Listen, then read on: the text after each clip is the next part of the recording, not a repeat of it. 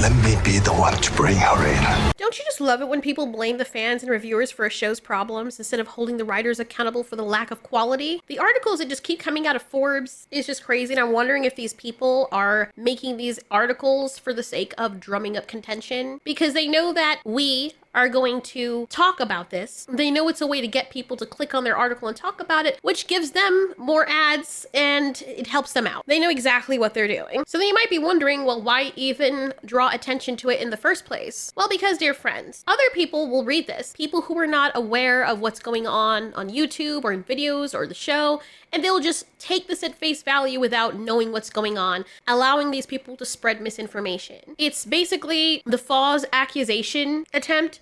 When you go out there and you spread a rumor about someone behind their back, you tell as many people as possible, so by the time it gets around to the original person of who the rumor is about, they don't have time to defend themselves. And if they do try to say from their point of view what the reality is, they would have already told everyone that wasn't there, that don't know you, that this is the case. And those people usually wouldn't think, because some people just lack that ability to critically think, to go and ask you, what is your side of the story? What really happened from your mouth? And then let's cross-reference. No, people don't do that. They just see these articles, and some people still think that for whatever reason, these articles are legit. So they're like, oh, well, if they're saying that these audience people are evil people, that must be the case. That is not the case. Now, the person talks about review bombing. Are there people review bombing? Yes, I do believe that there are people review bombing. Are there people positive bombing? Yes, I do believe that review bombing goes both ways, and we've seen this. The only ones that are allowed, though, and not looked down upon are the positive review bombing. And the thing is, you can't tell which is which sometimes. But there are others where you'll just see them saying, it's wonderful, it's just great characters, yay. And I don't have a problem with people leaving certain reviews. It's just, it would be constructive to add why you like something or why you didn't like something. And even if you don't feel like doing that, that's fine. If you say, great show, you really don't have to say anything else, that's your prerogative. But then you can't blame people who leave reviews saying, I hate the show, because if that's how they feel, that's how they feel. For example, stuff like this, Star Wars is dead, thank you Disney. That seems like an emotional response. They just hate Disney, they hate Star Wars, but we don't know why they're saying that. People who are coming in and reading the reviews just for the sake of reading the reviews to see if they should watch the show, this means nothing to them. It's like those reviews on Amazon when they're like, I hate the product, bad product, okay.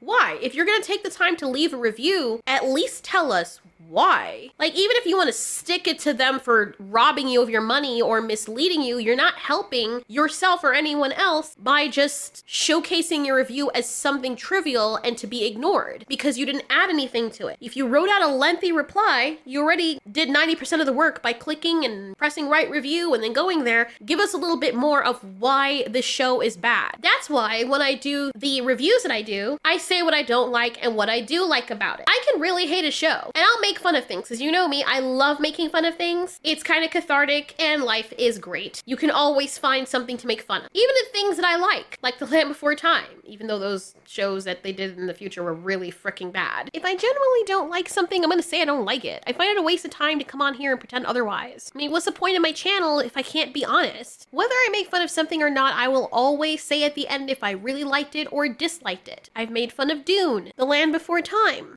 Sarah, please. I'm just trying to... Oh, as a parent, Daddy! You nasty! The dinosaur movie? The happiest ending, because now he has a freaking harem. These girls obviously don't have any other male lemurs on the island, so they're like, ooh, white man has shown up. We must taste his golden body. That's freaking cringe. I'm sorry. I make fun of almost everything. Once I become more comfortable being myself, I just let the laughter flow because it's funny to me. When I legitimately get mad because of foolishness, it's because I'm truly upset by it or annoyed of it, even though I understand it's not a serious issue affecting my life outside of watching it. I'm immersed in whatever I'm watching, and if something ruins the immersion for me, or it's so stupid that it hurts my head, making it impossible to shut my brain off, I'm going to be honest about how I feel in that moment. Take the Willow show, for example. Looking back at videos or shows like that, it seems like they were meant to be comedies because of how horrifically bad they were. I don't particularly enjoy reviewing things that are consistently bad because it really does tire me out. It feels like I'm wasting my time watching something I genuinely don't enjoy. Anyway, back to the reviews. Now, most people leave reviews because they really liked or really hated something, and they usually do so honestly because that was their experience with the product that they spent their money and time on. I've said this repeatedly in other videos, but if you have a problem with people leaving negative reviews about something they spent their time or money on, then you're a freaking narcissist and you're projecting hella hard. You want people to speak up and sing your praises and stroke your sausage even when it's greasy and creamy, but let someone come out and tell you, dude, you actually smell really bad and you're passing greasy sickness around at everyone who touches you. And all of a sudden it's fire and brimstone, and how dare you lift your voice and say something other than what they want you to say. And that's how we end up with articles like this, where they shame the fans, implying that everyone who left a negative review was somehow review bombing it or being disingenuous. Ironic. Now, the article mentions that the Acolyte quickly became the lowest audience-rated Star Wars project behind the infamous holiday special, dropping from 33% to 15% as more episodes were released. Okay, so they said that this was from, what, 3 episodes in? So it's 3 episodes in when the ratings got really bad. However, I hate when people completely disregard this. People forget that you can leave a review about a specific episode and then leave a review about the show as a whole. I know this is a very far-fetched concept, but have you ever watched a show and hated a specific episode or episodes, but liked the actual show? Have you ever watched anime and found that the filler episodes were complete junk and a waste of time, but the overarching show was a banger? I know, hard concept to grasp, right? Then this person says that they're not going to entertain a debate that this is not review. They literally says, I'm not going to entertain a debate that this is not review bombing, which means they're completely closed off to the possibility that it's not. This already makes anything they say past this point incredulous and conspiratorial. They're talking about basically praising Rotten Tomatoes for censoring bad reviews down here, where it says Rotten Tomatoes had previously tried to curb review bombing in the wake of what happened with Captain Marvel's release, verifying people had watched the movie before reviewing, but there's no way to enforce such a system with TV. So here we are. Even, I hate to tell you, but, well, I don't hate to tell you, I will tell you anyway. Even though people had verified, people like me that had verified that we watched the movie, our reviews were still censored that had nothing to do with Brie Larson, but just a 5 out of 10, which is what I had given it, and that somehow was completely shunned. Nope, that's not allowed. But the 10 out of 10 constant review bombing or flooding of positive reviews that literally said word for word the exact same thing, the same review over and over again. We had thousands of those, and those were all allowed. So they're talking about praising Rotten Tomatoes for basically censoring bad reviews, which is what they were doing. And they didn't censor all those cut and paste positive ones. I have videos on that, by the way. You can still see evidence of it. But the internet remembers. But then when the person talks about why this might be happening, the first and primary thing they hone in on is racial and gender components. Because the only reason the show sucks is because the people don't like the person's ethnicity and they don't like the person's gender. That's it. That's all. Now, why people were coming out and bringing up ignorant things that she said about the movie she was being interviewed for and found it to be an issue because if it had been another way around, it would have been problematic, as it should be. Not that it's an excuse, but it was a direct correlation and reaction when the celebrities and everyone involved with this had no problem with the journalists coming out and attacking the audience. They also had no problem breaking canon for a franchise that feels as old of time, and they know that they're marketing towards people who are fans of that franchise. Now, as someone coming from someone who's not a Star Wars fan, regardless of not knowing a lot about the lore, the Acolyte show was still ass. Whether the main character was an alien or any other ethnicity, the show would have still been ass. If you gave her a little bit more charisma, maybe, you could argue that it might be a little bit more tolerable, maybe? But even the people with the best charisma are not enough to save a show with very horrible and low quality writing. The only thing that made the show at least a bit tolerable for me personally was being able to watch it in double speed, so I didn't feel like I was completely wasting my time I can never get back, by the way. Then the author of the article closes out by saying that the 15% score is embarrassing, but not for the show, but for the people review bombing it to a frankly laughable degree. Wow. How brave of you to gaslight the audience, try to guilt them into not leaving negative reviews, even when they're constructive. It's almost as though you're throwing fuel on the already fanned flame. You know, that it's almost like doing that would make it even hotter and prompt attacks from the people to troll you even harder, even when they weren't before. Have you ever realized that with the psychology of people and animals in general, if you don't bother them, they basically don't bother you? I mean, these animals usually, how we are, they're more concerned and scared of us than we are of them. You're a crazy man. Okay. Dude was telling her to shut her damn mouth, by the way, because screaming at a man with 2 machetes in his hand when he's angry about a lion taking one of his cows and filming him while calling him a crazy man is a great way to make friends. You're a crazy man. You shut your whore mouth! You can be outside walking and a bee is minding its own business. Maybe it's a little close to you and you don't like the fact that it buzzed past your ear to warn you to get away from its hive, but then you're like, you know what? I don't like that bee. I don't like that they're being protective of their nest, even though I did walk too close. So let me go and start beating them to death and spraying water on them and taking their nest and hurling it away until you unfortunately realize that you have made yourself a target for African honeybees that will relentlessly follow you and stab you up with their ass knives until you swell up so large that you can't breathe. Stand still. Don't do that, don't do that, don't do that. Don't do that, don't do that, don't do that, don't do that! Oh my gosh, there's so many bees. Help!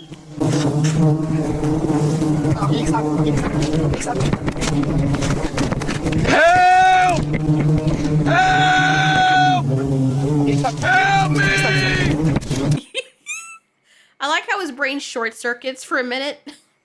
He's trying to do the right thing, but that's usually what happens. And by the time they start stinging and you're like, no, I'm just gonna stay still, look at what they're doing, and they start stinging you more, and now you can't stop it because you've already become the catalyst to this life-ending disaster. And now you're like, oh no, they're stinging me, the stupid ass bees. And somehow hurling insults at them is gonna make them stop stinging. Had you just left them alone, they might have forgotten about you. In time, maybe they might have even tolerated your presence as not being dangerous if you walked by calmly, or at least logically fought them instead of swatting at them. But no, you made yourself a big useless target. And then when you make yourself a target, you get angry when people start using you for target practice. Make that make sense. That's how people end up making very embarrassing decisions like this that they will never be able to get off the internet.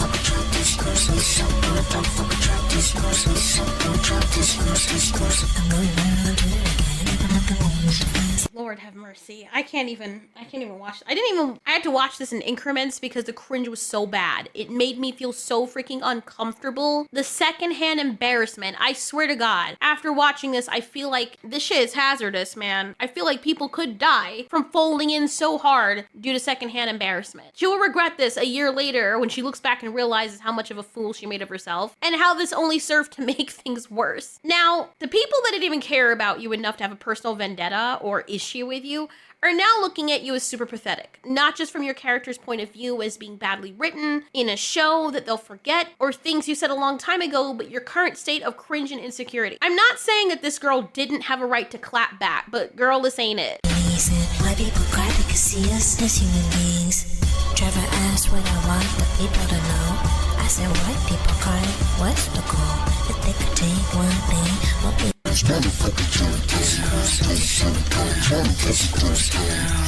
Obviously, we have a rapist. Good heavens. Good Lord. Why did they do this? Did her PR not? Oh, Lord, have mercy. Ouch. Oh, my God. Oh, Lord. Every single one of us have been here. Every single one is, if we go back far enough, you go back far enough and look at my videos, you'd want to slap me and then slap yourself and then slap me again. Like, it is so fucking bad. And I'm still cringe.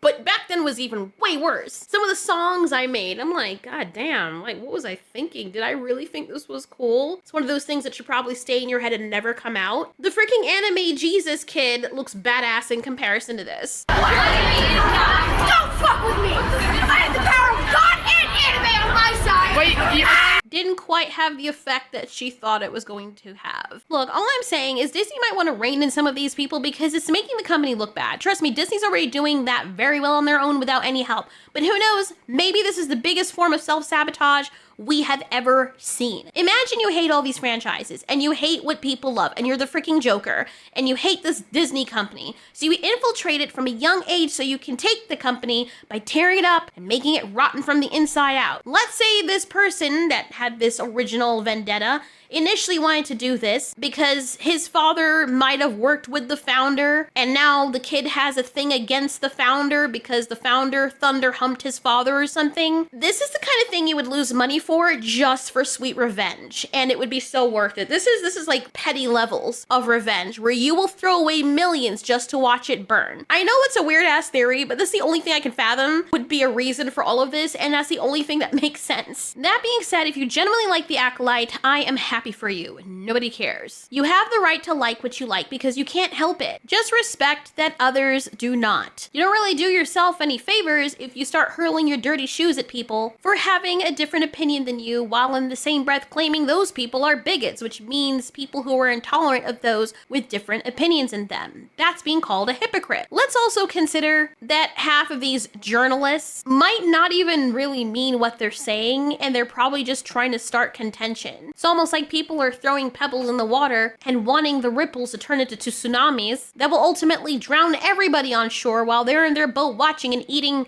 oceanic popcorn. These same people who see everything through the lens of race claim that when people have an issue with something being badly written, that it must be somehow that the people are racist because it mostly stars black women. Then what does that say about the writers? Have you ever considered that instead of attacking the fans? What does it say about the writers when the show that they seem to slap together with the least amount of effort has mostly a non-white cast in it? Does that not make the writers look stupid and, dare I say it, racist? Because they have put in the lowest amount of effort and the least amount of quality for a show that is majority minority people ethnically. That's the real question we should be asking here. But of course, we're not going to ask that because that's too easy. The only thing I can walk away with saying is if you're going to leave a review, try to leave constructive reviews, whether they be bad or good.